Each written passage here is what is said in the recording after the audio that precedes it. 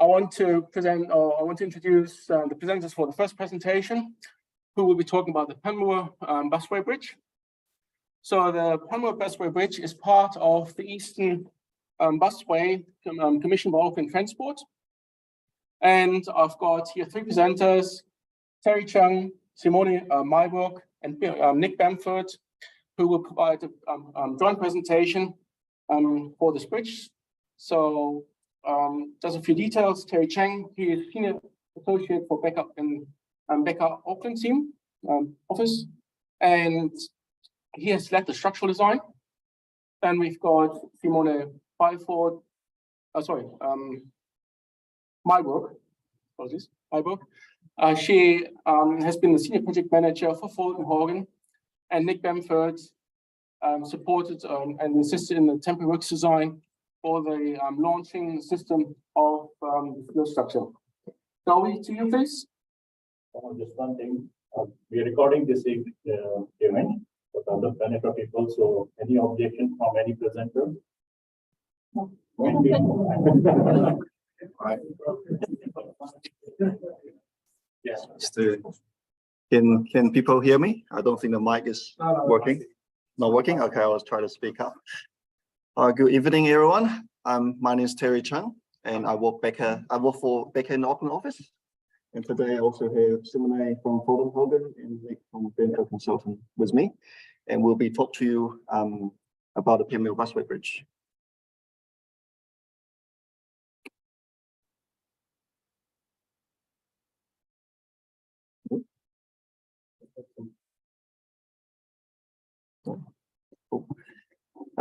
I will start with some project overview, and then I'll show you the site location and some of the constraints. And then I'll talk to you about the bridge in more detail. Then we'll hand over to Nick and Simoné to talk about temporary work design and bridge construction. The Eastern Busway is a dedicated busway between Panmure, Pakuranga, and Auckland Town Centre in southeast Auckland. It will be New Zealand's first urban busway, and it is delivered by Auckland Transport. You can see the red circle there indicates the location of the project in relation to Auckland City Centre. The busway is delivered in different stages, right? The Panmure Busway Bridge is part of the Panmure to Pakuranga busway, which is indicated in the orange section. Auckland Transport is the owner of the busway bridge, and Watercare is the owner of the pipes and the maintenance walkway. Baker is the designer and construction reviewer. So I've got my friend Anton here, who was a key member of the design team who designed the steel girders for this bridge. The bridge architect is Jeff Wells. Hogan is the main contractor, and they are supported by their steelwork fabricator, Cullen Engineering, and temporary work engineer, Nick Bamford. So this is the area photo of the site. You can see the existing Panmure Road Bridge carrying Lagoon Drive across the Tamaki River. The new busway bridge is just running in parallel with the existing bridge to the northern side. Mokuia Pa is at the western end of the bridge, and then the remaining of the Panmure Swing Bridge is located on the eastern side of the bridge. Mokuia Pa is a site of very high cultural significance to the Maori people, in particular to the Ngāti Power group. In 1821, Mokuia Pa was besieged by the Ngāpuhi group, and more than 1,000 Ngāti Power were killed in the battle. So this is a place of the greatest respect. As a result, intensive archaeological investigation will carry out as part of this project. And this area is planned to be further developed into a landscape area. And the Panmure Swing Bridge was constructed in 1865. It is the first bridge across the Tamaki River. It has got a 12.2 meter long swing span, which can open to allow the boats to pass. And the bridge lasts for 51 years before it was replaced by another bridge. And today, part of the opening span still work, and the stone abutments still remains as a heritage asset. So there's a project underway at the moment to convert this area into a viewing platform, as you can see on the bottom right corner. Now here are some of the key bridge design objectives. So the bridge needs to carry multi-transport modes across the Tamaki River. And the design is to mitigate the cultural impacts on Makura Park site. And the bridge needs to also integrate with the planned developments of the Makura Park site in the Panmure Swing Bridge area. The bridge needs to provide enhanced navigation over the Tamaki River and also have the capacity to divert traffic from the existing Panmure Road Bridge during its future replacement. And in addition, the bridge needs to carry the Hunua 2 water main and the Highway Interceptor wastewater main across the harbour, and also their associated maintenance walkway. So now I'll talk about some detail of the busway bridge. So the bridge is 207 meters long. It is a 3-span structure with a 73.5 meter long center span and 2 66.5 meter long side spans. And the superstructure is supported by 2 piers in the river and the abutments on each side. The navigation clearance under the main span is about 11 meters. The superstructure is fixed to the piers in both the longitudinal and transverse direction, but is allowed to slide in the longitudinal direction at the abutments. So all the longitudinal seismic loads are resisted by the pier only, but the transverse seismic loads are resisted by all the 4 supports. This is the deck cross-section. On the busway side, there is a 3.3 meter wide bus lane and a 0.4 meter wide shoulder in each direction. On the other side, there is a 3 meter wide cycle lane and a 1.8 meter wide footpath. And the extended rowing platform is provided at each pier to allow people to stop and enjoy the stunning view of the river.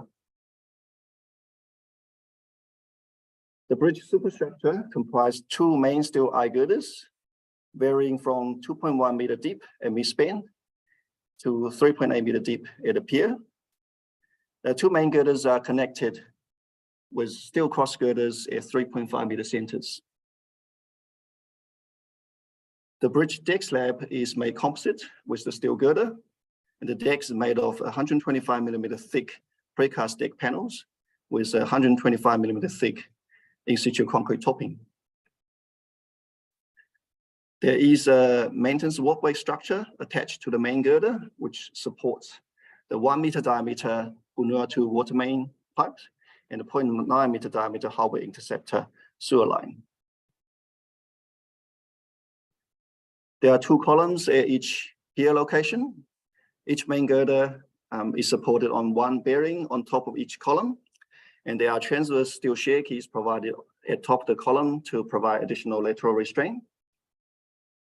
And the columns are connected together by the 2 meter deep reinforced concrete pile cap at the base, supported on 8 1.2 meter diameter reinforced concrete ball piles founded into Waitemata Group rock at depth. At the abutment, the steel girders supported on sliding bearings, and the abutments are supported on 4 1.2 meter diameter ball piles. There's a transverse shear key provided each abutment to resist transverse seismic load. And now I'm going to talk about some of the key design considerations and some challenges. In order to minimize the excavation on the path side, the western end of the bridge needs to be lifted to about 2 meters above the existing road level. And the western end span is also stretched to keep the bridge abutments away from the cliff edge. And the eastern side basically matches the west. And there's some benefits of using a haunched steel girder profile. Firstly, it minimizes the depths and mid-span, which can maximize the navigation clearance.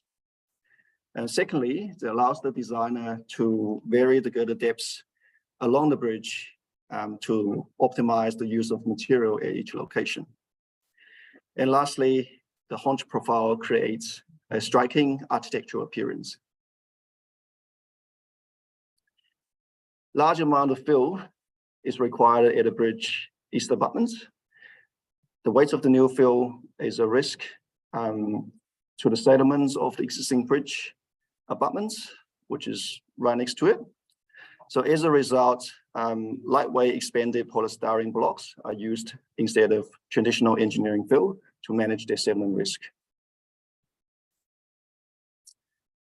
It is a challenge to incorporate the two large pipes, their pipe supports, and their maintenance walkway together with the bridge. The weights of the pipes are very significant. They weigh about 1.5 lanes of traffic. So we have adopted a collaborative design approach between the water care design team and the Becker Bridge design team to make sure all the requirements can be satisfied and everything can be put together nicely at the end. And the interaction between the pipes and the bridge under seismic condition is complex. So therefore, we have done dynamic analysis to quantify the interaction effects. The bridge is designed to future-proof and improve the future navigation clearance of the Tamaki River. So you can see in this picture, the new bridge piers are placed further apart compared to the existing bridge piers. And the soffit level of the new bridge is also higher than the existing bridge. The bridge design also made allowance for the future temporary traffic diversion from the existing road bridge during each future replacement. So you can see the cycleway side can be converted to a third traffic lane with a reduced full pass under the temporary case. It is important to integrate the requirements from the bridge architect and the iwi artist into the bridge design. So for example, the shape of the steel girders, the shape of the pier column, the viewing platform and the furniture, and also the pedestrian barrier. So the geometry of the pedestrian barrier is quite complex. So it is made of curved steel post with stainless steel tension wires between the post and a hardwood top rail. The kicker plates also carry some architectural feature. So that's the picture showing the bottom right corner. The patterns on the plate represents or reflects the changing in shape of the pier column. 3D modeling is required because many of the bridge elements have got complicated geometry, and also the interaction between the bridge, the pipe, the walkway, and the pipe support, and all the utilities is quite complex. So this is a 3D bridge model that was developed during the design stage. And this is a 3D model of the pier column together with the reinforcing on top of the column. And this is a 3D model of the pedestrian barrier. And now I'll hand over to Simoné and Nick to talk about temporary work design and bridge construction.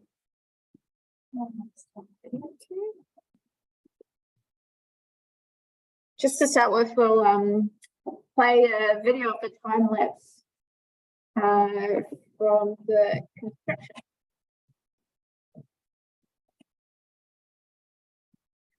So this was over on the western abutment, where we had some quite high level staging due to that cliff height being quite steep. So you can see the staging is quite high here. And so we put that out to be able to construct the pier. This is the image of the the other side of the river where we had a launch pad set up and we had girders. The girders were 3.8 meters deep, deep section there. We essentially designed a concrete runway to pull the bridge along, and give yourself space to put the next sections on, and then keep pushing it along. Essentially, we'll talk about all the details, but just to give you an overview and talk about some of the reasons why we had to do that, to redistribute stress when we touch down and different things like that. But yeah, there's quite a lot of manual movements dealing with the changes in shape. Did you say someone in here actually on that curve, Eric? But no, it was good. It actually stopped a few problems at the end, even though it created a few headaches at the start. And yeah, you see when we were getting peak deflections, we were actually rising up the curve at there, so it actually worked out to be quite a nice answer in the end. Blame the architect for that. Blame the architect. So, so as Terry said, there were obviously a few constraints in terms of the construction process. So especially for us, the channel, the pass site, and then the historic swing bridge meant that we couldn't construct the bridge in a more traditional way of putting staging out into the river and building it from staging. So a lot of brainstorming that we came to the bridge launch. And additionally for us, that meant that we could put all the walkway steel in, we could load all the pipes, and we could put the, a lot of the case, we could put the concrete precast elements on there. So we could do a lot of our work from land to make the construction process a lot safer as well. Yes, I'll just talk about this was a formwork boat we designed, which was to pour the pile cap. So the pile cap was in, I don't know, 10 odd meters of water. So building a cofferdam didn't make sense. So for this year, what we came up with in the end was a concrete boat. So it had a concrete base in it, and we essentially right next to the old historical bridge, there was a bit of a slipway there. So we actually built a concrete base on the side there, and that was lost formwork. In the picture on the right, you can see there was some we cast some casings into this concrete formwork at the bottom, and that was oversized for a pile. So I think they were 1350 diameter, and we had lids on them. So as this was a boat in the first phase, we pushed it down the slipway, and we had a tug out in the harbour, and we actually pulled it around the corner to its position. There was some temporary staging we had set up there, and when the photo in the bottom left there, when the tide got low enough, we pushed the boat underneath that staging. There was some mac alloy hanging bars we had set up there, and once we got underneath it, we connected those mac alloy bars, and as the tide kept going down, it became suspended in fresh air. Once the formwork was suspended in fresh air, we undid the lids. There was lids on top of those pile, or the circular castings there. So we took all the lids off, and then that allowed the tide to flow through the bottom of this over the next few months while they were preparing the pile cap and putting the piles in.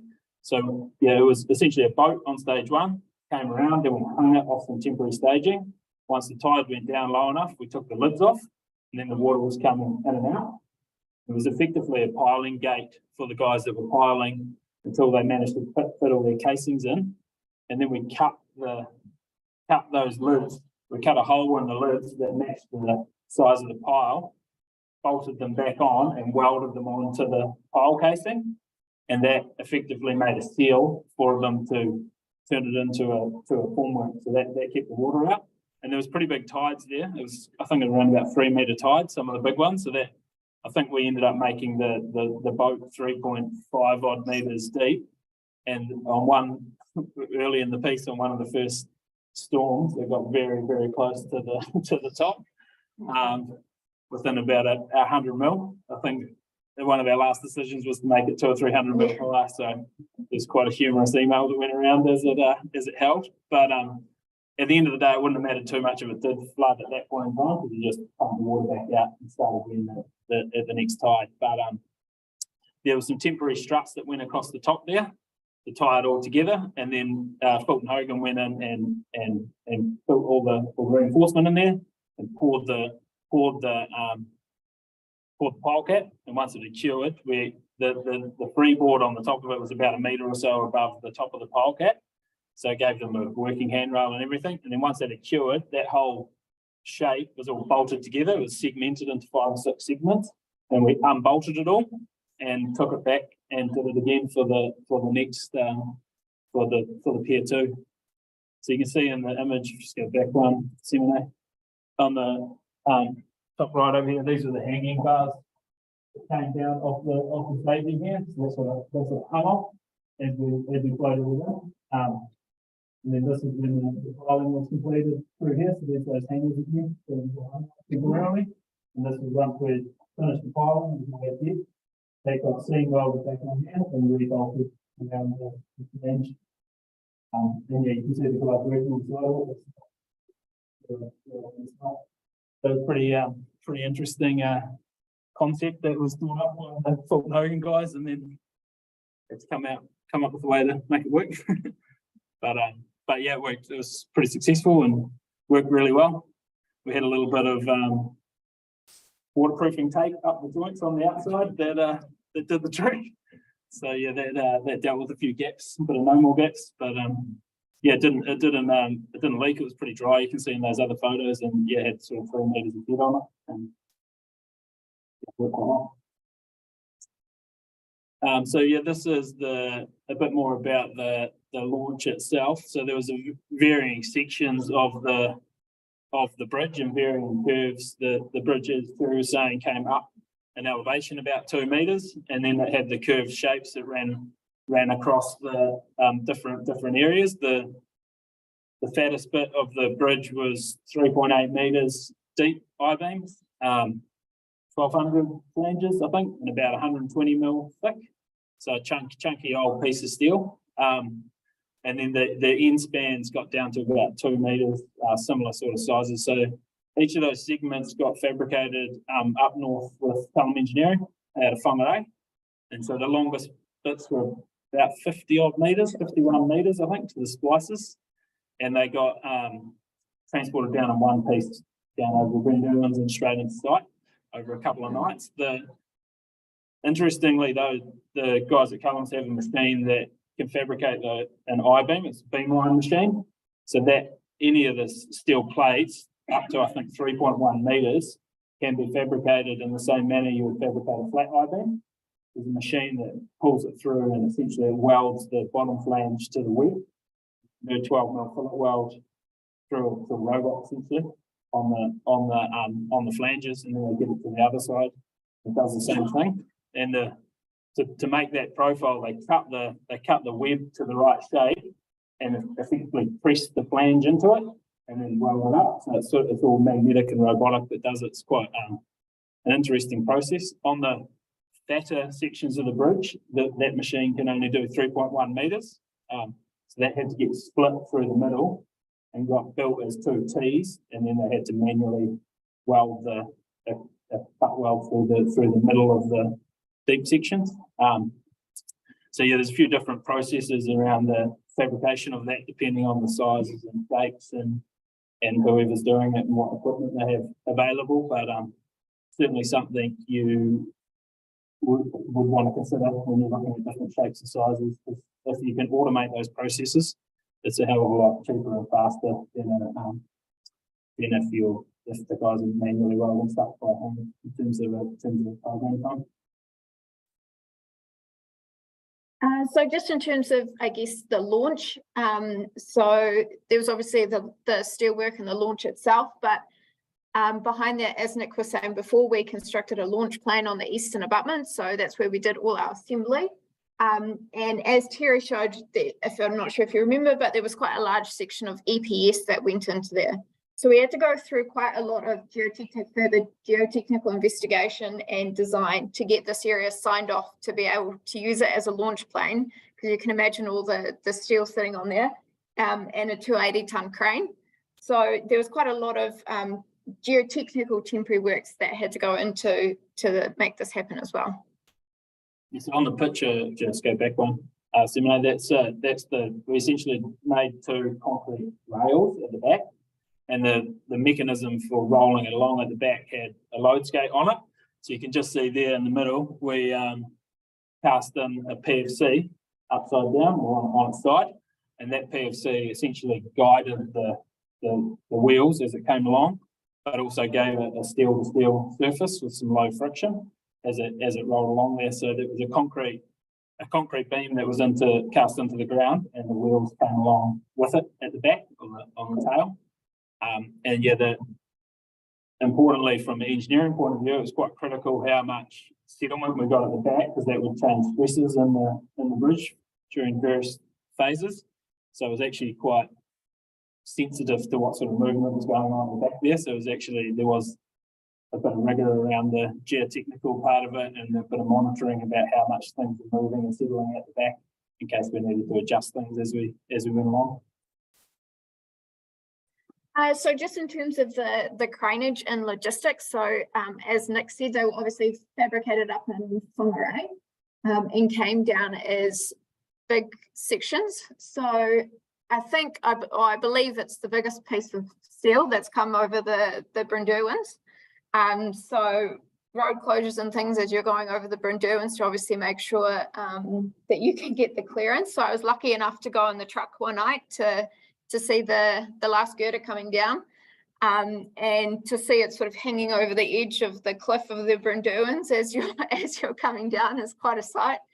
But then actually just getting them unloaded and into site itself was quite tricky as well. So if you're familiar with that area in Auckland, it's quite a busy area, quite narrow area in terms of navigating around traffic islands and traffic lights and things like that. So a lot of planning went into the logistics of getting it down there and then getting it unloaded as well. So the crane that we had doing this was a 280-ton hauler crane. But because of the weight, it could only really work between 8 and 11 meters radius that we had to work with. So if you imagine you have to try and pick it off the truck and then get it sat down where it needed to be, was quite a tricky piece of the puzzle that we had to sort out. And then additionally, the largest depth sections had to come transported flat because they were too high. So we had to lift that off the truck flat and then actually roll them up to get them in the correct place. Yeah, I'll just talk a little bit more about the launch of it. So essentially we use the actual superstructure as the launching nose. It just worked out quite well on this bridge. So with the front span, we didn't dress any precast on it or anything. We wanted to keep that as light as possible because that's the cantilever case just before you touch down. And at the front of it, we designed a nose or a big radius nose on the front of it, a bull nose, and that was just in case the old calculations weren't quite as sharp as they should have been. So there, that just made up for a little bit of correction as you're coming into the rollers. And at the back of the bridge, we had a tail, or what we call the tail. So this bit here, we had bolt fittings at 200 centres. So for various phases through here, we could adjust the height of the tail and push down or lift up the front of the bridge, depending on where it was and how much pressure it was imposing down this end. So we've been causing overstressing in different other aspects of the bridge. There was also side restraint that we needed for lateral bracing. So we had a series of posts essentially that ran up along the side here. But due to that fantastic curve, we as you track along, the height of that restraint needed to change all the time. So we ended up with a pretty simple system, which was just a big post with a bit of timber and some HDPE bolted to the front of it. And we could essentially rode or rubbed up and down on that elevation. And that gave it some side restraint at the ends. And then at the abutments and the piers, there was a fixed skid essentially that could handle that as well. And the flanges had some, at one point along the bridge, they kicked out another 100 mil. So at various times we had to extend or contract the side restraint to suit what was going on there. So there's just some photos to show you the fabrication. So you can see we assembled the walkways in there, hung the pipes sections in there. So with a concrete lined pipe, we didn't want to weld that together because we were worried about the cement cracking. So we hung those sections of pipe within the bridge, and then once we were finished with the launch, we pulled those together and welded them together in place. And then the steel, the other steel pipe we welded ahead of the launch. That's probably it. Yeah, so this was just a stress analysis for the bridge. So we had to, essentially we ended up breaking it down into 3.5 metre segments, sort of worked out quite well with the changes in profiles and things like that. And we ended up sort of modelling each step of the bridge as you came along. And there was interestingly, there was some critical points that weren't actually at the peak cantilevers. It was to do with where the sections transition at your point of inflections normally. So as you can see along here, there was actually critical cases where things were getting pretty close to the line on the nose that you're cantilevering out here around splice points. So there's a little bit of strengthening we did to the flanges in those locations to get some more redundancy into the system. And we also took whatever weight we could off the front of the bridge to make sure we had some problems. And yeah, they were two critical parts of it. And that's your envelope of the moment envelope, and the rest of it was modelled up through a variety of different assessments to figure out where we sat. So the way we did that analysis, because of the change in profile, we set up a model that essentially had varied the springs until we ended up touching down on the roller. So there was a fixed vertical gap at all of these locations, depending on where you were along the curve.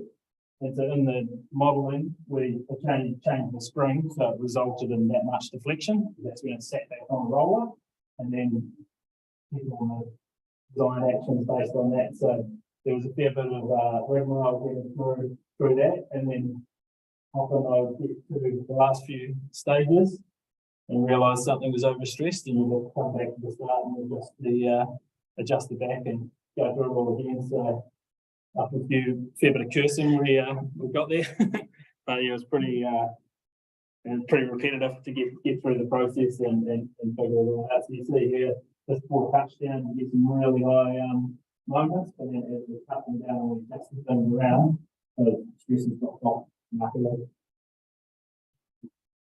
This is a model of the predicted deflection. So we were surveying it the whole time. It's a really important thing.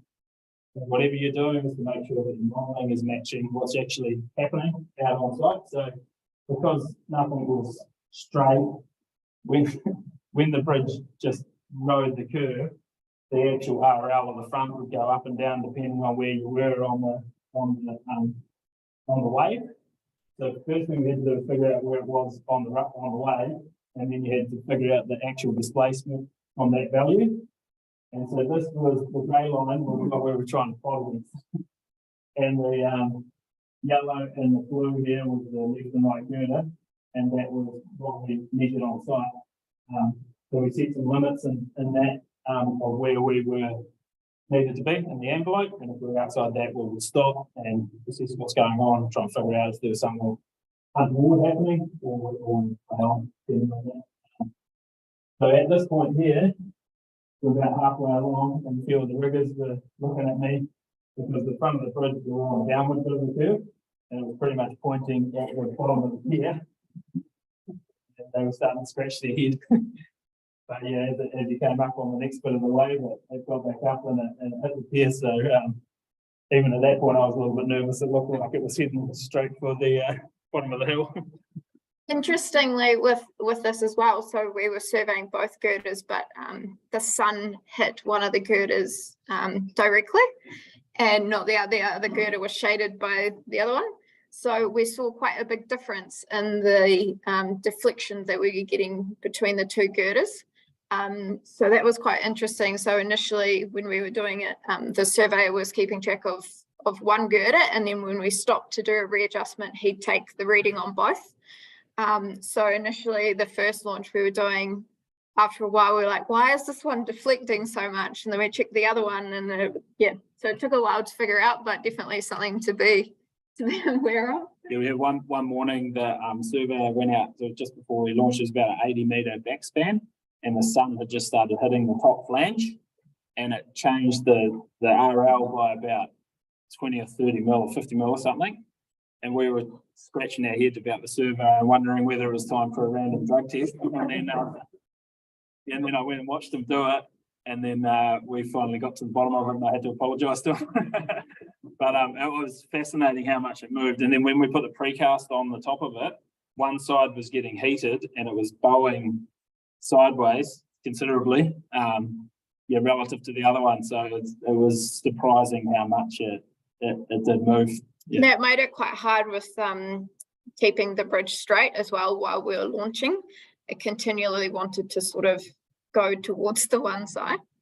But here you can see, so these are the rollers that we used at the support points to launch the bridge. Yeah, so the rollers, essentially the premise of the rollers was to have one central point and then try and have even load distribution between all the other bits. The main reason was we needed to engage 3.5 metres of the girder, or we had a crushing issue on the bottom plane. So that led to the support needing to be 3.5 metres long. But then we also needed to just have a flat surface because we were dealing with these curves. So we had to make sure it could segment to the compatible complex depending on where we were along the bridge. And this ended up with being a giant seesaw essentially. With these 2 points and pivot onto that, which would be balanced with loads on these other points. So the whole thing would just segment and all the forces on their rollers would always be the same. It's giving you a constant pressure on the bottom of the girder. So we ended up slipping in a steel plate, 6 mil or 10 mil underneath, just to make sure we didn't get any indentation on the roller, because the loads under these are about 500 tons on the peak cantilevers. So to just make sure it didn't locally damage the paint or the underside of the girder as it was rolling along on the hardened steel rollers. So yeah, that's what they essentially look like. So it's similar to a crane rail, which I've done a few of, which are upside down and run along on rail as you build them, staging or something like that. But yeah, these were designed by a German company, and it's good for us.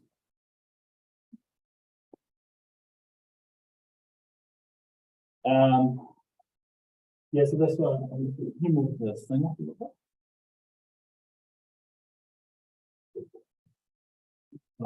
Oh no, I'm in the middle. I was essentially explaining here, right? So jacking the back of the bridge was time consuming and a bit of a pain in the backside. So we wanted to minimise that as much as possible. And as we come along here, you can see the back of this at across an RL, because at this point we've done the 2 points of support and our highest the bridge was.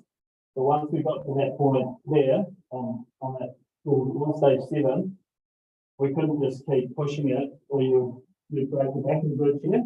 We actually had to lower it down and jack some load into the bridge. You can see here we started at around about 1400 mil, and then we had to lift the back of the bridge up to 3 metres. So we had to jack it up at the back, which essentially put pressure on this support point here and relieve the stress on here to allow us to keep rolling along and staying within the envelopes. So yeah, it was pretty complex to do that. We had to actually put brakes on here because these were just rollers. So depending on where you were on the curve, sometimes the bridge just wanted to roll away, sometimes it wanted to roll back. So we had to put in some big temporary bracing at the back here to make sure it didn't just take off by itself as we were doing it. So there was some braking that we put on at different phases to allow them to build the next segment, or jack the bridge up and down. We did that kind of manually with hydraulic jacks. I think if we did it again, we'd probably do something hydraulic because it was quite time consuming to manually do that. And it was too heavy for the crane, so you couldn't just hook the crane on there and lift it up.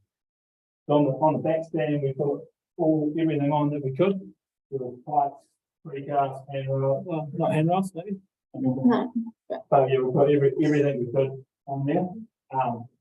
We try and minimise the amount of working out over the water, and while you had decent access, but you had to limit the amount of anything that went on the front because it was pretty close to the design limit as it was. So I brought Nick because he's very good at talking, but we've run out of time. So, So that's just a little bit more about the jacking. So this is about the basically the system, the hydraulics that we used. So we had some jacks at the front that essentially secured to the tail structure at the back and pulled the bridge forward. And then we had some lowering jacks at the back, which held it from running away. So we operated in 3 modes. So pulling mode if we're going uphill or up on the girder, and then a sort of retaining balance mode where we put load into the front jacks to make sure that we weren't getting into a state where it was balanced and we didn't know if it was going to run away or run backward towards us. And then a lowering mode where we were essentially just freely lowering it. So just, I guess, a little bit about the process. So we went through almost a year's worth of design to get this like temporary works design to get it underway. We did lots of risk workshops. So Holmes was the peer reviewer for the temporary works. And we engaged everybody in those workshops to try and get to a state where we were comfortable that what we were doing was safe for everyone. And then, as you can see, a lot of planning into the day itself and clear communication, and who was sort of in charge of what was happening and making sure that everybody could stop the process if something wasn't going right. And then additionally, like we were doing with the deflection, as we were launching, we were monitoring the forces in the jacks, and that gave us a really good indication of if the bridge was starting to bind on some of the side guides. So you can see there are a few instances here where you can definitely see something isn't quite right. When we got to a state where the pressure in the strands or the force in the strands weren't enough, they started to droop quite a lot, which meant that the wedges on the jacks weren't grabbing onto them properly. And so that resulted in essentially the strand being pulled into the jack, but it not coming out the other side. So you can imagine we ended up with this big bundle of strands that basically just exploded in the jack. So that's what that little blip is there. So this was also a really good way for us to track that as we were going along, that what we wanted to happen was happening. Yeah, so the plots on those lines there were a function of friction and also whether you're going uphill or downhill. So that gave us a force essentially we're expecting to move the bridge along.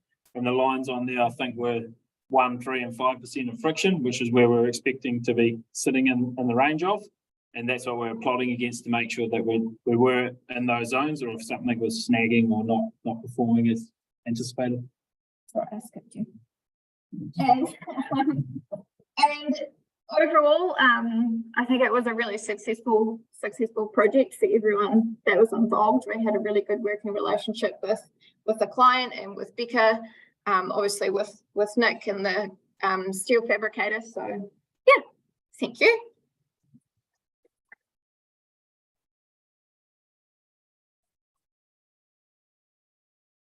Thank you so much. That was a really fascinating presentation.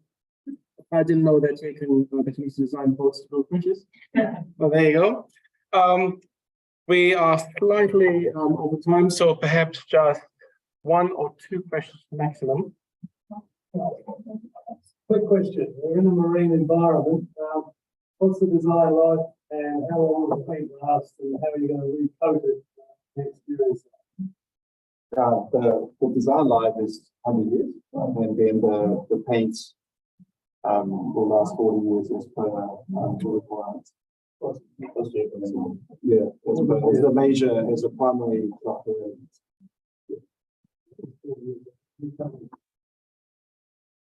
So it's got metal spray and then a top coat. The blue one's the top coat really soft.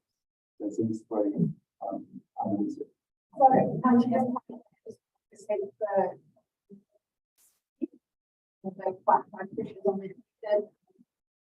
Some testing to confirm that the pressures from the launch don't damage the paint system before we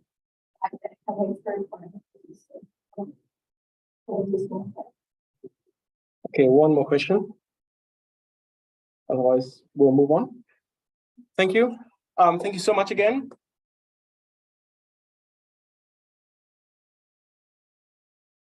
The next session will be the interview. So Rudolf Kotzer, Technical Director of Homes, he will basically carry through the interview and interview Barry Wright. This comes forward.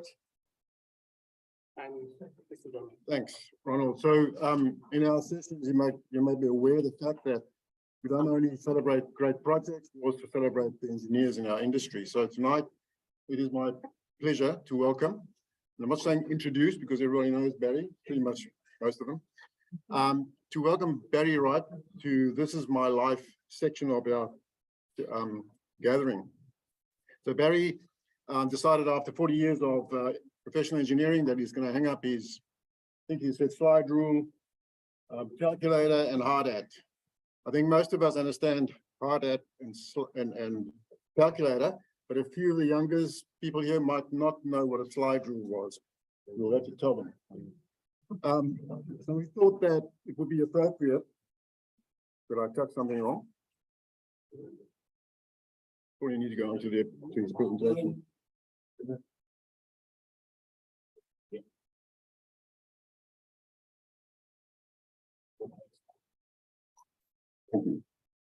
So only thought it was appropriate that seeing that he's now retiring, come to the end of his service life, so to speak.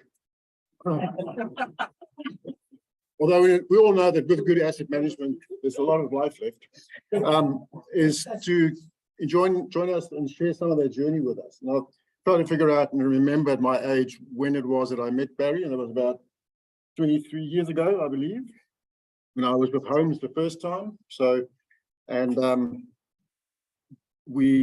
our careers crossed paths a number of times in New Zealand and in Australia, in fact. So, just like to get the ball rolling. You need to stand here so the nation can see you.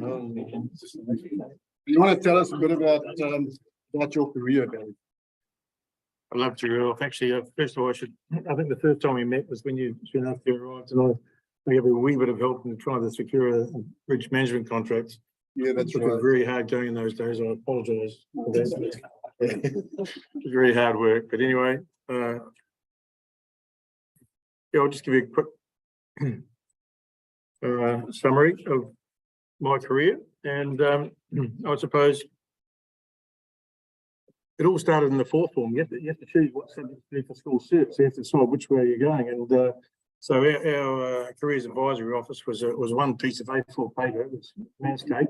On the left hand side, I had professionals and had other things. I never looked at the other things. I looked at professionals. First one were doctors, who I knew wasn't smart enough to be a doctor. And then I saw an accountant. And you know what they say, what do accountants use for contraception? Their personality. So that was obviously a terrible fit. And so I ended up sort of looking at engineering, and I found out my grandfather, who died previously, was an engineer. So that was sort of I chose engineering, and it seems to me in retrospect, I'm not sure what's happening now, but more assistance should be given to people to determine what careers they follow, because it's a big choice in life. But anyway, it's turned out fantastic for me so far. Well, anyway, at the end. So then at the end of school, I sort of applied for Ministry of Works and Development, Ministry of Works cadetship, which and I got that, and they gave you $500 a year, and they gave you a job over the holidays and a job at the end, and that sort of stuff. And the father said to me, he says, "Congratulations, son, you've got a job for life," right? At that time, he didn't know Reaganomics was penning the commercialisation and privatisation in the background somewhere. And so 15 years later, the government job for life disappeared. But that's what happens over time. So I went to university, and I suppose the highlight of that was I worked for the Ministry of Works on the Panmure River Power Development Project. And does anyone know much about that? Oh, yeah.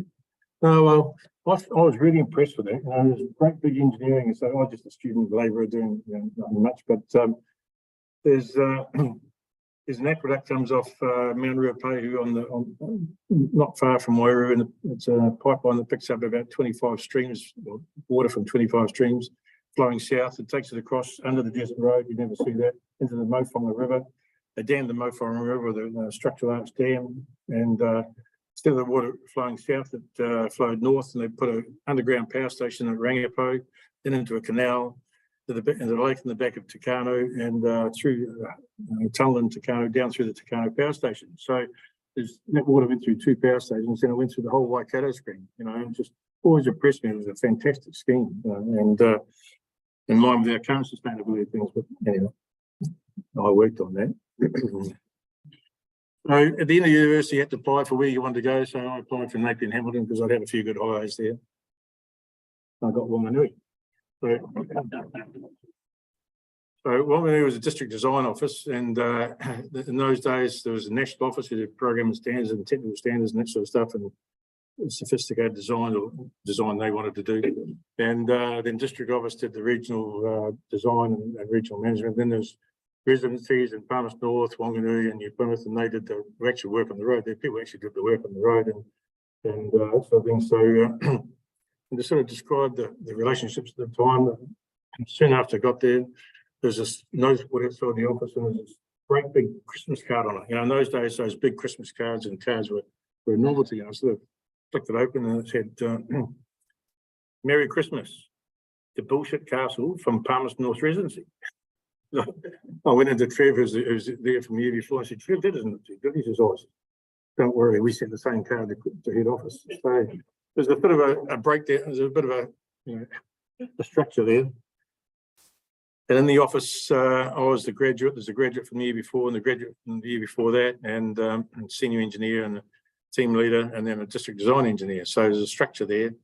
And the guys before you told you what to do and showed you how to do it. And then the drafting office was 12, 15 people, draftsmen, design draftsmen, all that sort of stuff. So everything was there, all the skills and experience, and they've been there for quite a long time. And I suppose I had an HP 45 calculator in those days, and I thought it was pretty good, But there's a typing pool, like you've seen on TV, there's paper files. Everything was on one file. It was fantastic because you flip through and see all the letters and all the correspondence on something and see who had said what and that sort of thing. Filing clerk, urgent communications with through telex. So and they had a computer, it was a mainframe. And all the cards used to get punched downstairs, and they run the thing overnight, and you get the results in the morning. And inevitably there'd be one punched wrong somewhere or other, but it all worked out in the end. So that's how it was in those days. And then I got my first bridge, and we went over. There's a dropout in the Manawatu Gorge. It's the gorge that keeps on giving. And so I went over there. They put down a pile for the investigations, and one of the first on the piers. And so I was with Ron, who's a district design engineer, and I was a junior. It's my first bridge junior engineer. We jumped on this sort of toothpick thing and went down the hole, and the hole was 5 meters line, and there was 10 meters unlined. About 8 meters of that was gouged, movement, fired material. And we got into foundation, 2 or 3 meters into foundation rock, and I was there holding on with the torch and the tape. And Ron was there hacking great gouges out of the side and thing to check what it was like. So we got down there and found out we approved the sort of foundation depth, got up the top, and I was just standing there, and this guy came out of the drill rig operating, comes down, and he walks up to me and says, "G'day," he says, "Did anything fall on you while you're down there?" No, nothing. He says, "Oh, I thought you'd be right. A big lump fell just before you went in there." So that was the first and last time I went down a hole, and we always engaged geotech engineers after that. So that was the first bridge. Had a fantastic time. We had another bridge and other jobs, care assessments and bridge capacity assessments and that sort of stuff. And it was a fantastic office. Had good people and friendly, and all the skills and knowledge you expect. You could wish for, and everybody sort of knew each other and got along. We had barbecues and business tennis and all sorts of stuff. I suppose overall the big achievement of Wanganui was that I got picked for Wanganui. We were middle to lower second division. But at the start of each season, one of the things you had to come down and have a bit of a run against the Wanganui country boys to do a bit of a warm-up season. Well, this particular year, it's Alan Hewson, Bernie Fraser, Stu Wilson, and the next year all the boys got off the bus. It took us a bit easier because they won most of the ball and they spun it through the back line. We knocked them over totally down the road and fell over and scored tries. So I think it was the first and last time Wanganui beat Wellington. So anyway, at the end of that time, you've got to go to another place, so you do your construction experience, and I applied for Hamilton and Mackie this time. I got Cromwell. So that turned out really great. So went down there and was in the investigation section, which was really related around investigation drilling for foundations, and Clyde Dam was sort of had the foundations being built and was looking for building dams in the Upper Pluto and Kawarra rivers and making another big power scheme. And so I was in charge. I was sort of looking after drilling contractors and tunneling contractors, and but they were fantastic guys. They're really skillful. They could do this drilling and tunneling really, really well, but they're pretty rough characters. I remember the first contractual claim I got was from Macquarie Drilling Company, and you know, it opened up by, I remember this one person, he said, we may have been behind the door when the brains were just out, but we're not stupid. And then had a big request for increase in fees and costs and stuff like that. So, and then there was Jelly Jeff, who's our best tunneler down there for investigations, and his first job as a teenager, he lost a finger. I think it was trying to blow up the bank at the Cromwell. So it's got unique characters down there, and but they did a pretty good job, had unique skills. So it was interesting though, down there as the Clyde Dam was underway, and we're doing investigation tunneling into the potentially unstable hillsides on the side, and the tunnel was supposed to be 50 metres, ended up being 200 metres deep before we found rock. And so suddenly people realised that the scope and the depth of the issues of lakeside instability, and they suddenly realised with rapid drawdown you get instability of the slopes, there'll be eventual landslides and overtopping of the dam, and the people in Clyde will be in trouble. So they was instigated some drainage tunneling on the for the Clyde dam, so that in those instances of quick drawdown they would the unstable slopes would be drained and there would be no problems. But the rest of the project never went ahead. But the other interesting thing was sort of during privatisation, and the you know, the Ministry of Power Division in those days really powerful. It's fantastic people, design officers and people who followed the projects the whole life, you know, in the Waikato River and Turangi down to the South Twizel and Cromwell, and they outsourced the construction of the dam to Zubin and Williamson. They had a contract, so that all seemed to go well. Except a friend of mine, he was working on the dam, and he spent after the dam was finished, he spent the next 3 years of his life refuting contractual claims from Zubin and Williamson. So there's a different sides to these things. You never quite know how they work out necessarily. But again, had a rugby triumph in Cromwell. They had a country team down there with all the people from Queenstown, Wanaka, Cromwell, that sort of thing. They picked a team from them, and there was the Otago Centennial, I think, and so they invited Queensland over, who was the best provincial team at that stage. That's when the Aussies were giving us a bit of a rack up, you know. And they came over and they played for the Centennial. They played Southern on the Saturday. They beat Southern by 50 points, and they came up country to have a bit of a run against the country boys. And we put a few high balls up and knocked them over, and we managed to beat them on the day. So, and then they went down and beat Otago by 50 points. So, anyway, there's a small triumph there. Then next, after 2 or 3 years there, I got a job in the Wellington Special Projects, and had a few different jobs there, sort of doing growth studies, what you're out for, fish estuaries, and a whole range of different things, which were great. And I moved into the bridge design office and got a job as a team leader there. And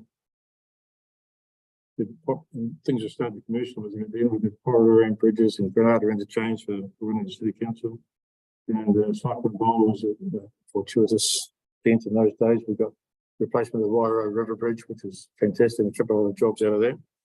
And so, but at that stage, it was sort of on the turning point. You know, sort of there's still an open office. All the, you know, there's no security. People to walk in the office, and sort of a story that I remember fondly was a guy. His teenage daughter came in and she said, "Oh, is Dad around?" "Oh no, sorry, he's in a meeting." Said, "How much do you need?" And "Oh, $20 would be good." So gave her $20, and the father came back and said, "Oh, your daughter came to see you." "Oh, yes, yeah, you owe me $20." You know? So it was sort of quite, you know, it was all open. Everyone knew family. It was all sort of like that, and So but that's all changed with privatisation and probably necessarily, I don't know, on the commercialisation. But with that, there's a slow sort of transition from the old Ministry of Works to the Ministry of Works Commercial Division, and so I got involved in some. They're trying to get international work in those stages. So I was sent to Jakarta for a few weeks. We put a bid in for some sort of network contracts with Norm Major, actually. He's a great guy. And the next place went to India. Sent us over there. We were going to bid for a job, construction supervision for this road, which is 20 kilometres of road. And they'd already let a contract. And in those days, it was a World Bank sort of job, and they split it up and give it to 20 different contracts, one kilometre for each contract. Right? So spread the love around. And so the work was, all the documentation was there. It was on time. It was on budget. All the quality was right. There's only one problem. There was no road. So they're bringing in some international expertise to try and make sure the corruption was completed and they actually got some physical works for the money they spent.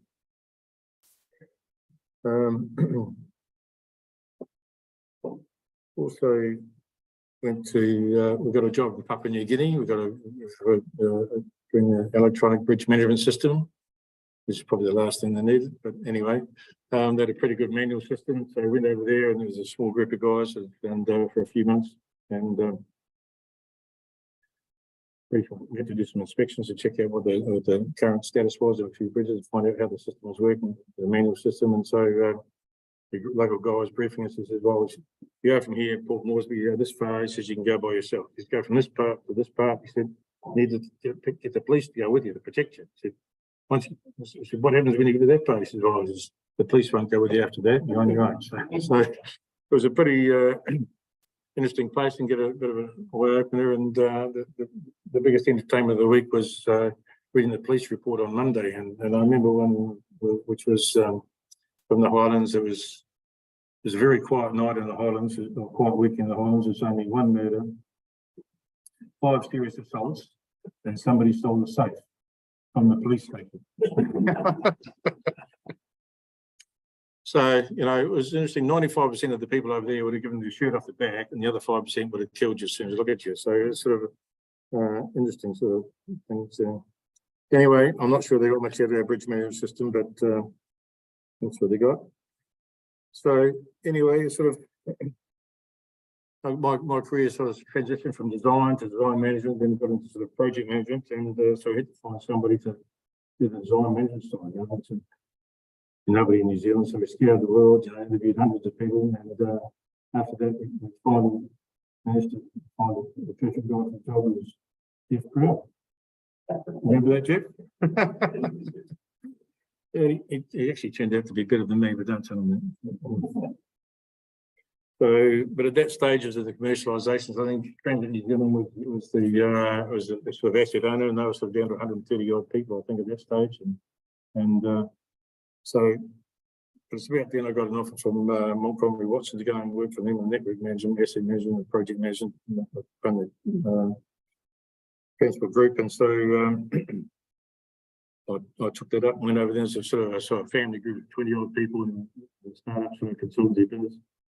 And we sort of did all right. We had the license network contract, and we got Wanganui one, and we got Hastings District Council, and we did Mackay's and Lindale projects and Centennial Highway, and so that sort of grew from 20 being a happy-go-lucky family to 200 people, regional people, sort of corporate consultancy group, which wasn't quite the same. So anyway, about 2010, Ron Crampton is former NZTA, sort of ran the technical service for us, offered me a job as an asset structures manager at NZTA, and sort of previously worked with Panmure. I did an asset management plan for national asset management plan for bridges when I was back at Opus, and I was a team leader, and we got on pretty well. And I thought we did a pretty good job, but what he didn't know was that John Reynolds was the brains of the organisation. I was only the team leader.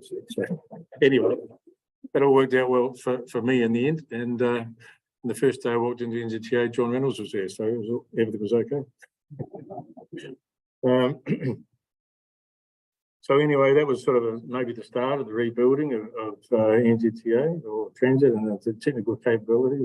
We had 4 or 5 structural engineers of those days. That's what we've got today. And the structural capacities or capabilities sort of expanded, and so we're sort of in the cycle of life. We're going around again, and so the role was making sure the technical standards and processes were in place, and having some assurance that they're making sure the assurance is in place to make sure they're being applied. So. I suppose things have evolved over the years, and I think we've advanced, and but there's still quite a bit of work to do. And it's interesting that once you get to a certain place, you can see where you should be next. So it's sort of a never-ending cycle, but it's in the hands of Joel and Nigel and company now. So I'm sure that'll be sorted out in the next 3 or 4 weeks. Anyway, that's a quick summary. Have I done on time?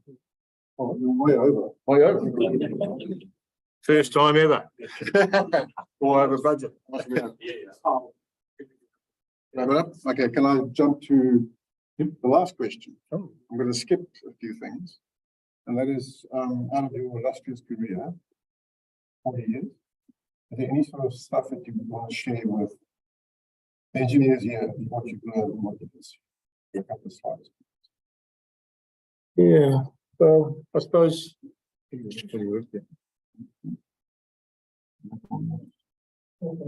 love that photo.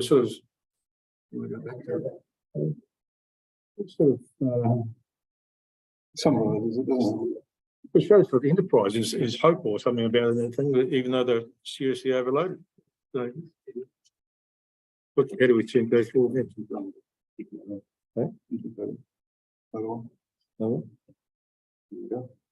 Yeah, I suppose it's easy to be a grumpy old man and say we should go back to, ministry works and all that sort of stuff, but I don't think that's the case. And I think the question was, how do you see the industry today? And I think there's a lot of good things about it. I'm not too sure exactly how things are because, but if you look at the UK ICE findings, they've come up with this thing recently, and there's a number of things. I'll get my photo. So. Yeah. They've done some sort of study to identify what opportunities there are in the industry, and it's interesting to see what the results are, and you can read those as we go down.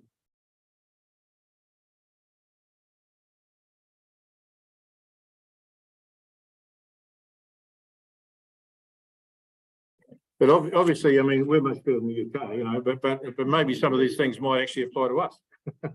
And how well are we doing? And sometimes you don't know. And so, I suppose I think this is associated with Project 13, and they've looked at the industry and decided they're not doing well enough, and looking at how they can do better. And NZTA was tied into Project 13 a wee bit for a while, but I think the first thing is to understand how well we are doing, and then what are the issues, what are the root causes of those things, and then maybe how do we address those? And so I think there's lots of opportunities there. And I suppose one thing, I was going to give you a half an hour lecture on risk management tonight, but oh no, they've cut that out. Oh, Rudolph.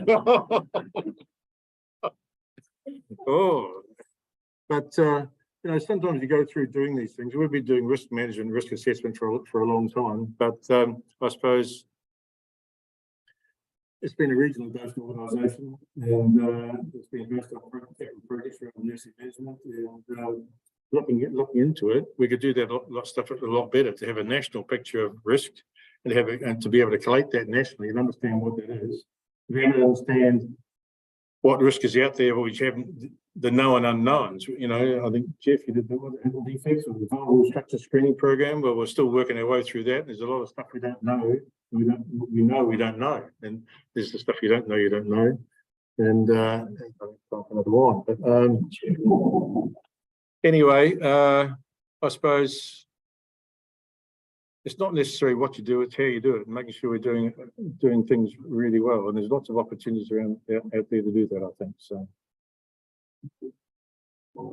good luck.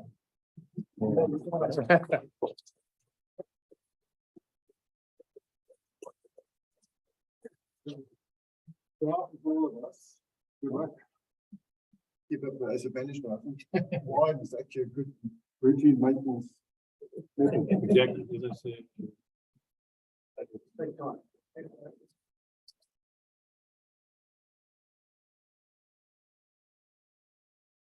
But this year, by the way, 40 years is not the end of the service life. Right? So don't worry. Yeah. So yeah, there's always more spare capacity in there. So last but not least, I would like to introduce to you our last pair of speakers, Liam Coleman and Jeff Brown. Liam Coleman is the professional head of structures at KiwiRail, and Jeff Brown is a specialist business with more than 40 years of experience. And also a great mentor to me. So today, this evening, in this presentation, both will be introducing the new bridge Annex for rail bridges, and I would like to hand over to you two. Oh, yes.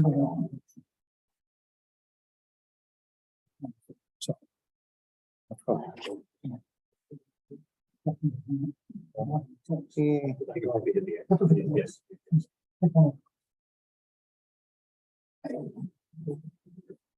don't really to see me either, so I'll hide this as well.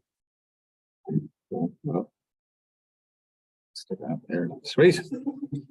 I'll try to make the time back up. I find there's a story in Switzerland before, and Swiss are known the train is always on time. It's in Switzerland, the train like 2 minutes late. I say to my wife, like, oh, this is not acceptable. And as I just said it, the contractor came out and goes, I'd like to apologize for this 2 minute delay. We'll make up on the route. It's like a Swiss train, I can make up the time if I need to. Yeah, just look, it was a good opportunity as people who work in the bridge and rail bridge side of things. You probably last week we released our bridge Annex. It was probably a pretty bad release in a sense. I've been leaking it out to everybody who works in rail, and anyone who listened to me, I've been leaking it out. So I think it was pretty badly kept secret. But essentially, yeah, just looking at moving what was our W201 and trying to align it with more.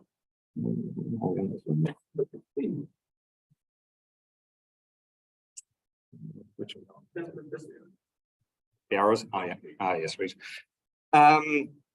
So looking at, I'm with KiwiRail probably about 1.5 years now, and one of the things that always kind of stood out to me, having designed rail bridges back in Europe, that I always thought the New Zealand ones looked quite chunky, quite meaty, and ultimately we just take an 18-ton network. So how could we? I've probably just taken a bit of a deep dive into what the standards are doing, and is there kind of synergies that we could look at. But one of the things that kind of jumped out at me was kind of move away from ARIMA. If anyone's used ARIMA, the American Railroad Standard, it's all permissible stresses, allowable stresses. Look, pretty much anyone who's in the real world, or if there's any Americans in the room, but essentially moving to a limit state design. I think that was one of the main drivers, really, is let's move away from ARIMA, which was quite a novel, bespoke standard in New Zealand. I can imagine any contractor or consultant that won a KiwiRail job went, great, we won it, and it's like, shit, we can design to ARIMA. That was probably the next question. So ultimately it was like moving to a limit state design. So, and the other thing which I was kind of always worrying about when I was looking at NZTA, it was like pretty much NZTA, the bridge manual is a fantastic document, and just got all the other suite of documents like the highway structures design guide and all the other manuals that link to it. And ultimately it always felt a bit strange. Look, a bridge is a bridge. It's either rail or road, doesn't particularly matter. It can be a boat as well.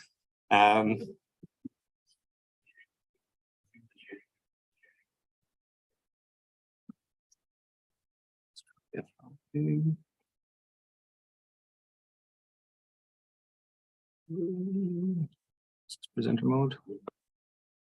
Sweet. Yeah, I always thought it would have been ideal to have rail loading in the bridge manual. So again, that was one of the other drivers looking at limit state, move to the bridge manual, and kind of as a halfway house, pretty much could we create a bit of an annex? So with time, chatting with Barry and Nigel and Joel in the world, just looking at can we plug it into the bridge manual? And look, the next version of the bridge manual is probably 1 year or 2 away. So in the meantime, we create a bit of an annex. It's a bit of a halfway house. So pretty much kind of linked up with Becca to look at how we could develop an annex, look at how our load modeling compares and how it compares to international loads. I say basically aligning everything with New Zealand, Australian standards. and basically removing what I thought were the conservatisms in W201, which was the previous design standard. So if anyone's designed rail bridges, that's what it kind of looked like. It was 3 locomotives, all 25-ton axles, and it pulled along 2 wagons, which were 25-ton axles as well. 25-ton being the aspirational of where KiwiRail wanted to go. It was created back in 2011, so it's been around for 10, 12 odd years. It's probably not what you be a normal load model. Load models are generally a fictional vehicle that kind of envelopes everything that's on your network. It basically applies enough load to your bridge to basically test it out, that say envelopes everything's on it. Whereas W201 was kind of a real vehicle that's being manipulated to give you that. So it's kind of looks like a bit real train, but it's got future axles in it. As I say, it was a 3-headed loco with 2 wagons. At the moment, KiwiRail run an 18-ton network. Aspirationally, we want to get to 22.5, 25-ton. With lots of money from NZTA, we could probably do that, but it's probably a long way away before we're ever running 25-ton axles, I would say. And the other thing as well, which jumped out, is it had a load factor of 2.4. I suppose if you look at that load model there, pretty much what's probably going to be driving most of your designs is a triple-headed loco, which is probably an indivisible load. There's only so much you can fill the locomotive with diesel. So the likelihood of that being overloaded by 2.5 times over its design life is pretty impossible, really. So basically looking at that, it was kind of, this really jumped out at, and as well, over a 45-meter span, the triple-headed loco pretty much dictated your design. We don't have many 45-meter bridges in the country. Most of them are built in the 1800s. So what we did with Becca, we looked at, could we look at international codes of practice? Would we design our own load model? We basically looked at the European LM71. LM71 was the old RU loading, if people are designed to the old UK standards. And that was from the UIC 71 is when it came out. So it came out in the 70s, which is in the one in the top right-hand corner, which is 25-ton axles, 4 of them in a UDL. Looks nothing like a train, but it definitely loads up your bridges. And the one in the bottom right-hand corner is the Australian one, which is 300 LA. The Australians run a 36-ton axle heavy haul network, so we definitely did not want to go up to that kind of level of loading. I think they might actually run 40 in some of their 40-ton axles as well. So we looked at those 2 international ones. We did want to use an international load model because it links with analysis. You get, yeah, I think it's just easier if you can link with an international. But we said, look, if we have the W201, do we look at versions of that? We have a 25-ton one, 22.5-ton, and an 18-ton. I just kind of felt, look, the 18 is probably comparable with what's running on the network at the moment and gives us a good baseline. And then equally, look, I had a lot of confidence in the LM71 because it's been since the 70s, it's tried and trusted. It actually transpired a lot of the AS5100 stuff is actually based off the European standard. So we kind of had our upper bound, lower bound, and then what curve we could fit in between there. To kind of give you a bit of an idea, with no load factors, and here's a chart here, or you will pull all these together, but so that's where pretty much the W201 25-ton axle lives, and that's where your LM71 lives. And that's with absolutely no factors. So there's about 20% difference in between what's running on the network versus what is the European version is about 42%. But when we whack on our 2.4 load factor on top of that, your LM71 starts living there and your W201 25-ton starts living up there. And to give you an idea, that's 23% difference. So the Europeans run a 25-ton axle network. The Australians run a 36-ton axle network. We run an 18-ton axle network, and we're 20% higher than all of them. So it can just show you, give you a bit of a context of how much we've been probably overloading or over designing our bridges really. And for a capacity that we're probably not going to reach in probably my working career. So we started like playing around with the curve to see what would work. Ultimately where we landed was 70% of the 300 LA, which is 210 LA, which is essentially the evaluation vehicle that the Australians use. And we're currently working on what might be an evaluation LA going forward as well. You can see the curve there. The green in the bottom is what is the 18-ton, what's kind of running on the network at the moment. The blue is the European, the upper band, and the red's kind of a nice fit in between. The load curve is probably about a 20% step change. Pretty comfortable that the new load model can take what is a 22.5-ton axle, which is the future aspirational. And look, if we had to run a 25 with mitigations, we could probably manage that as well. So there's enough of a step change there that future-proofs it. We're not conservatively over-designing it. The other thing as well is it has a 25-ton axle in it, the 210 LA, and half that's a bit of a sales pitch because previously we said we want to get to 25-ton. The Newmarket's flat slab has been designed for 25 ton, and the business talks in 25 ton turns. So we still have a 25 ton axle. It's only for really for localized loads. The rest of it's a 21, but it's definitely more than enough to load up the bridges. That's probably that. So I'll just hand over to Jeff. You're just going to run through some of the kind of main differences between the Annex ones. Yeah. So the first thing I wanted just to point out was the load combination. So we developed load combinations and load combination tables, which are very much like the bridge manual. Combinations and tables. So that is the SLS table, and it's like a mirror of the bridge manual. We've got the train loading in there. Apart from that, it's pretty well the same. So it's very consistent with what we've got in the bridge manual. When you go to the ULS case, again, very, very consistent. We've got the train loading in there, but we've also got another extreme load, which is the collision and derailment case, which you don't have quite the same for highway bridges. So we've introduced that. We've brought all the load factors in. The load factors are pretty well the same as the bridge manual, apart from dead load, super dead load, and train loading, which we've taken from AS 5100. Just a quick run through the main changes. So this new annex is like a very small version of the bridge manual. It's got all the same clauses in there, but it doesn't have the details. So it refers either to the bridge manual, or if that's not applicable, it refers to AS 5100 for specific things.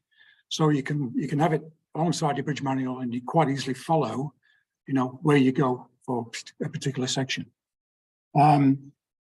The numbering system is slightly different, but that's just the way it works out. So rail bridges have been classified as importance level 3. So at this stage, they're all importance level 3.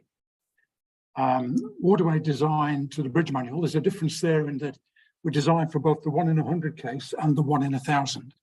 So the 1 in 100 is your SLS2, which is when you're designing your scour protection or when you're designing your freeboard. The 1 in 1,000 is the collapse type situation.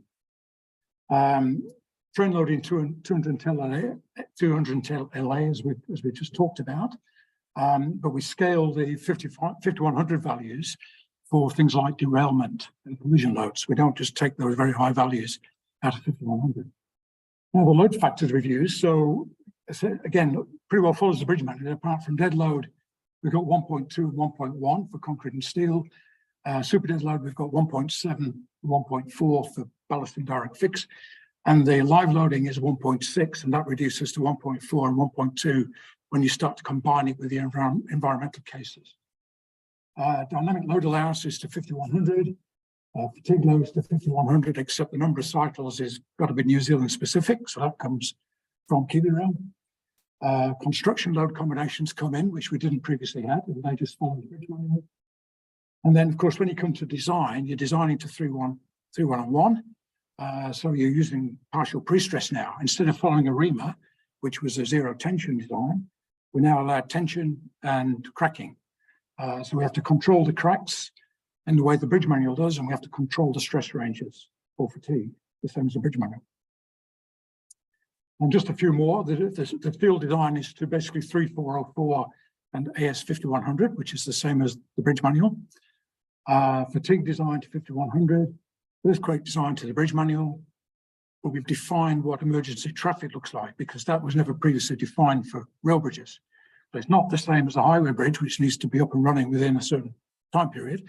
There's a much longer time period for a rail bridge, and we've got different classes of vehicle that might need to operate within certain timeframes.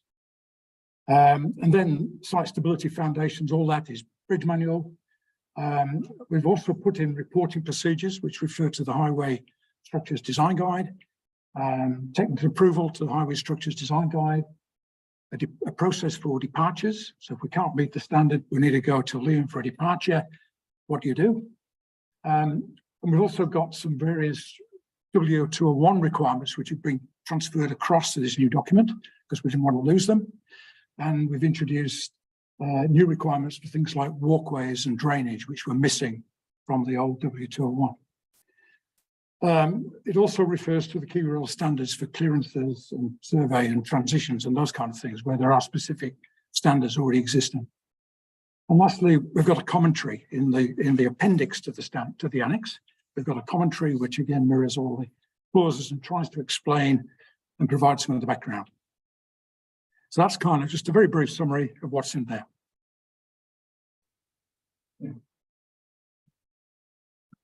Again, the other reason for adding the commentary again is just with the passage of time that you can just see the reasons why we came up with it, how we came up with the load model and all that type of stuff. Whereas sometimes even just trying to trace down where the W201 came from, it was, chasing people in the organization, emails, he said, she said kind of thing. Whereas, it's black and white, it's in the commentary. This is what was done, be it right or wrong. Someone can delve into it at a later date and decide what to do with it. But I suppose equally, I just want to cover in the last section, like what the annex might kind of look like going forward. So I ultimately, I think it's definitely going to lead to more efficient designs.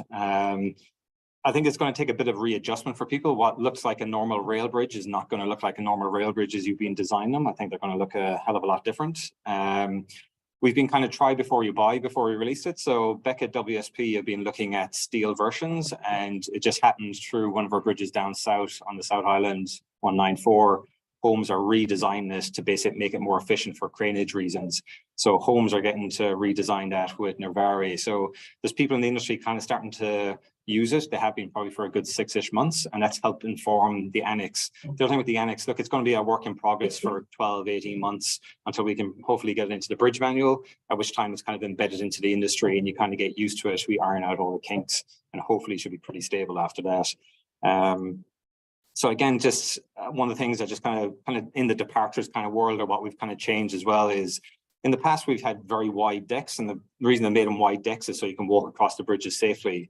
Pretty inefficient way of carrying pedestrian loading. So I'm looking at squeezing it up and let's put the pedestrians on the side where it's nice and light and way more efficient. So we've not really changed our standards, we've reinterpreted it, and pretty much saying is once you're within a platform, if a train can bullet through a platform, it can bullet through these bridges.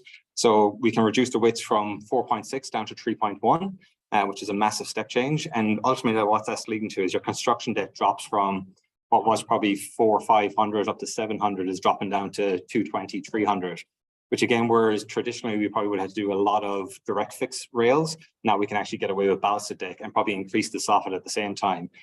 The other thing as well is on below is our track clearance standards. You say is, look, you have to be 2.6 from the center of the rail, and that is when you're in an operational railway, and that's what it says. But look, when we're building the bridge, the reality is you can probably squeeze things up. We can walk trains across the bridge. We can do lots of things to manage the risk. So ultimately, I think that can be squeezed down to 1.7. That's based on the tunnel clearance. So you can shoot through a tunnel at 100 kilometers an hour with a 1.7 clearance. Why can't you go through that in temporary arrangement for a short period of time while you're piling? And that will have a massive impact on the crosshead beams. Like some of our crosshead beams are, 10, 15 meters sometimes. They're just massive. Sometimes there's reasons because we've got to get outside the existing footprint to build them. But ultimately that leads to really big crosshead beams. So ultimately, look, that's nearly 2 meters off of crossheads. I think the size of them are going to dramatically change. As I say, we're just squeezing it up. So dead weight wise, there's probably going to be about 30% less dead weight. And then we're going to be going bigger spans is going to become the norm as well. To kind of give it a bit of a context, on the right hand side is what's a typical W201 concrete trough. Deck was probably about 450, 445, post tension, segmental, pulled together. On the left hand side is what the annex is probably going to end up looking like, which is a reinforced concrete, same span, narrower, smaller cross sections. So pretty much height wise about 1.3. The depth is probably about 300-ish compared to the 445, 500. And with the two overlaps, you can really see the difference between a W201 and what is going to be a new annex design. Lot smaller, a lot lighter. Again, looking at, give you some examples. Oh, actually, this is a rail version, but and in the rail side of things, look on the top there is an example. It's pretty much a Liam Bowman height girder, so it's 2 meters. I'm about 2 meters tall. That's a 20-meter span, a 2-meter high girder. The cross section depth is 770, so it's a bit of a monster. Whereas the one in the bottom right corner is roughly scaled. To give you an idea, that trough, same span, girders about 1.3 high. You're getting away with a ballasted deck where you have a direct fix on the other side, a lot lighter, a lot more efficient. To give you ideas what these look like, these are examples I designed up when I was back in Ireland. So precast concrete edge units, you do an in situ stitch, all reinforced concrete, all pretty simple type stuff. Bottom left-hand corner is an example of a direct rail fix. So using a steel rail shoe and putting an edel on if people use it like a cork glass material. And again, it's all about kind of making it modular, standard designs, quick designs, kind of nearly moving to a catalog type design. And look, rail lends itself to that. A lot of our spans are pretty standard outside the big trusses and big complex structures, which there's only about 80 of in the country anyway. So look, rail lends itself to kind of that standardization. And I kind of give you an idea what those steel troughs kind of look like. The one up in the right hand corner is probably about 17, 18 kind of span. Ultimately, the ones we're looking at design are kind of 21, 22 meters. And from the top, again, generally they're pretty low profile. From a safety side, they work quite well because if a driver has to get out, they're stepping down onto the walkway. So they're not actually stepping down onto ballast. So ultimately, when we had to wash that narrower bridge through our health and safety side of things, actually ended up designing a more safer structure. And then look, longer term, look, I might be a bit of a pet project, but I'd like to start seeing more trusses, bigger spans. I think ultimately having this standard now, a more efficient standard, is going to allow us to get up to that. Look, I think 40 meters is probably achievable with rolled hollow sections. There's a lot of water going underneath the bridge in that one. But ultimately, I think we can do it. I think the limitations are going to be what we can transport. Craneage, didn't know we were going to talk about it, but that's a 1350 crane, and we had a radius of 100 meters and lifted in a truss, fully ballasted, fully concreted, so pretty meaty. So look, everything's on the table, new standard, new ways of thinking, everything's on the table. Let's see how we can make things more efficient. Look, in KiwiRail, we're going through our funding cycle at the moment. We have a massive backlog. We have lots of stuff to build. We're going to be going to NZT asking for a lot of money. We probably won't get it, but we'll have to just do the best that we can get. And ultimately, look, this new standard, I think, will hopefully give us that harmony, standardization. But people are going to, you already know AS 5100, you know the bridge manual. It's just getting that consistency, it's getting that standardization. And yeah, ultimately, I'll try to get more efficient rail and get the best bang for our buck, really. That's it, rattle through it. Thank you so much.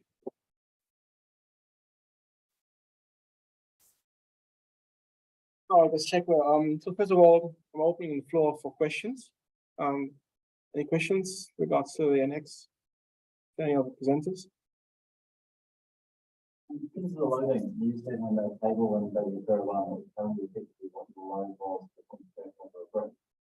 The reason is on that to analyze it. We've actually provided the same table in commentary. Okay. So is there, it's probably only really for simple. So yeah, we've got the same table.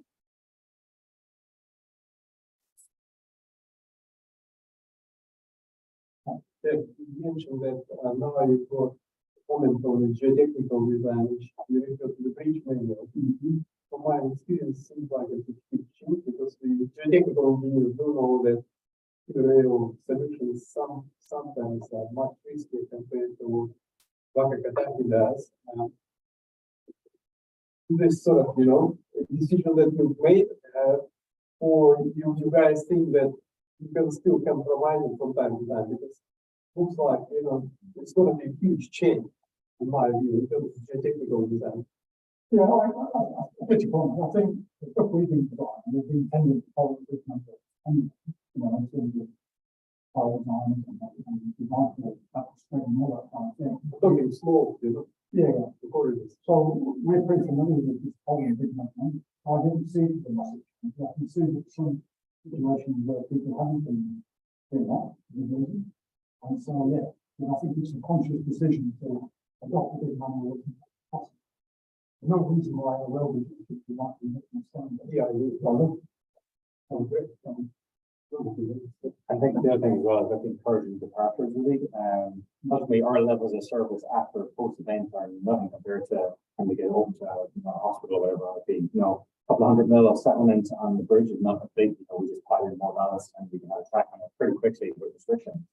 So I think the designs, ultimately you'll get the designs, but again, ultimately maybe with the contractors pushing that a bit more, but I'd like to see more efficient, going for department more, let's have those conversations about how, ultimately KiwiRail has to own the risk. So you guys come to the department for us, but we're definitely looking for opportunities and so we can get our rail back up and running pretty quickly with pretty big definition.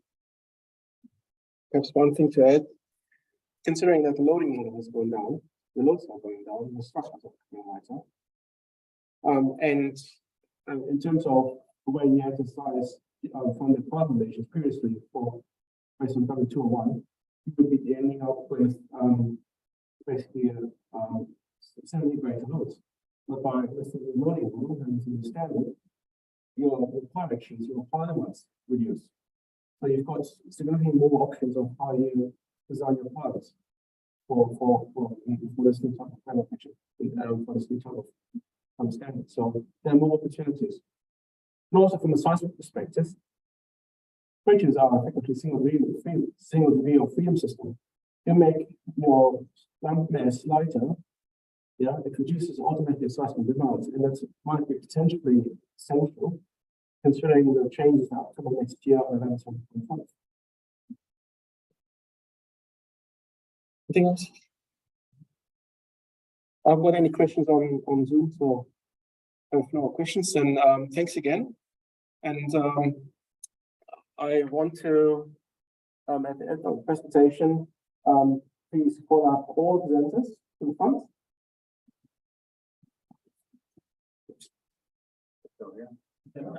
Also,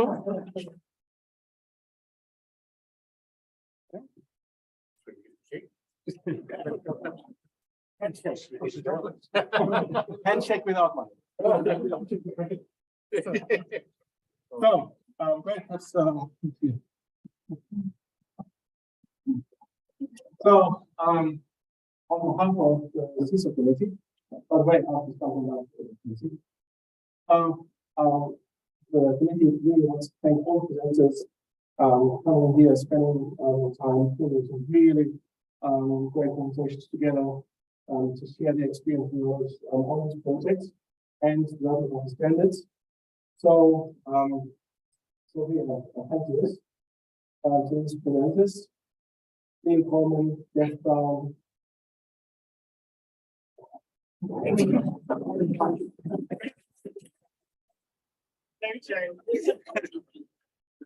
Forgotten already.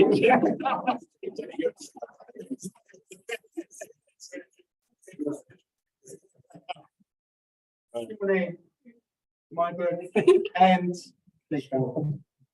so then also